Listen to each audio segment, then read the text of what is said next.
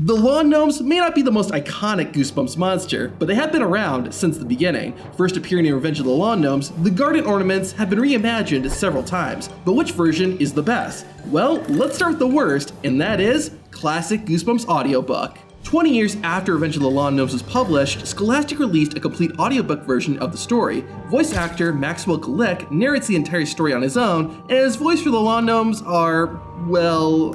We're mischief gnomes. We do mischief. That's our mission in life. Hap explained, wherever there is mischief in the world, we're there, Chip added.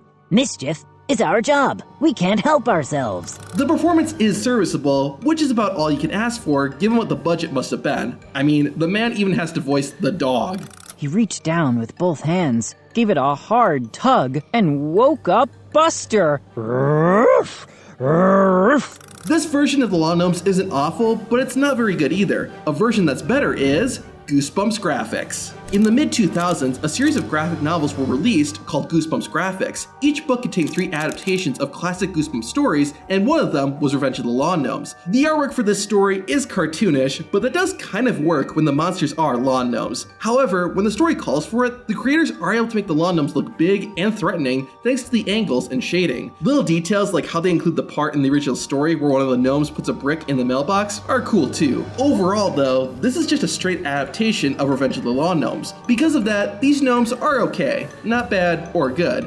Maybe they should have taken advice from Goosebumps Horror Town. The mobile game Horror Town is made by people who clearly like Goosebumps. The lawn gnomes don't do a ton in the game, but they are pretty funny. My favorite part is when Dustin describes the gnome as fat, causing the gnome to break character and come to life. I just find that hilarious, since how many times have we seen a Goosebumps monster get annoyed by the protagonist like that? Beyond that, there isn't much to the Horror Town lawn gnomes, but they are alright. Next up we have Goosebumps Audio Cassette. One of the first times the Lawn Gnomes were brought to life was in the original Goosebumps audiobooks, created by Disney Records. It may just be a voice, but the actors do a good job of breathing life into these lawn decorations. Yeah, we were hard-working people, and we were happy in our forest home. But then the mines were closed and the forests were cut down.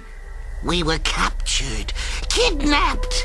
I love this part. Thank you. And taken far from home. Far from home. It doesn't feel like someone is just reading the lines from a book. It sounds like these are actual living lawn gnomes. I like that while these gnomes usually sound kind of silly, they can get scary. So, what shall we do with our lovely prisoners? Now, what could be better than that? Well, Goosebumps the movie. In the 2015 Goosebumps film, the lawn gnomes are one of the many monsters that appear. Unlike other versions, these gnomes don't talk, unless you count making noises talking.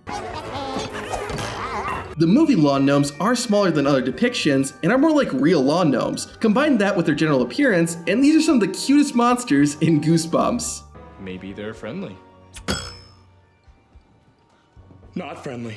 Definitely not friendly. This might be seen as a negative since Goosebumps is a horror franchise. However, I really like what the movie creators did with the lawn gnomes. Goosebumps is a mixture between scary and silly after all.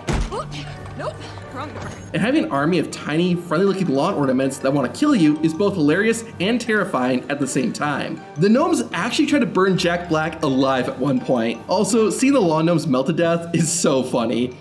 Do I have a problem? I'm not sure.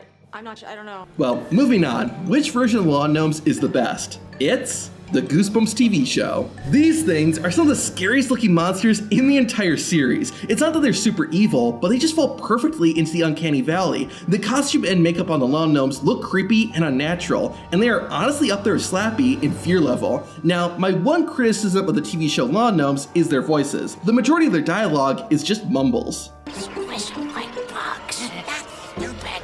Let's twist them like pretzels. No, put a spell on them. This worked for the movie Lawn Gnomes since they were small and kind of adorable. In the TV show, the Lawn Gnomes are much bigger and are supposed to be legitimately scary, so when they sound like a character from Super Mario Sunshine, it takes the edge off a bit. That's my only real complaint with these gnomes though. As I said, they are scary, and seeing their eyes open and become sentient is eerie. Also, it is satisfying to see the mean neighbor get taken down by the gnomes. Now, which version of the Masked Mutant is the best? The answer might surprise you. To find out, watch this video.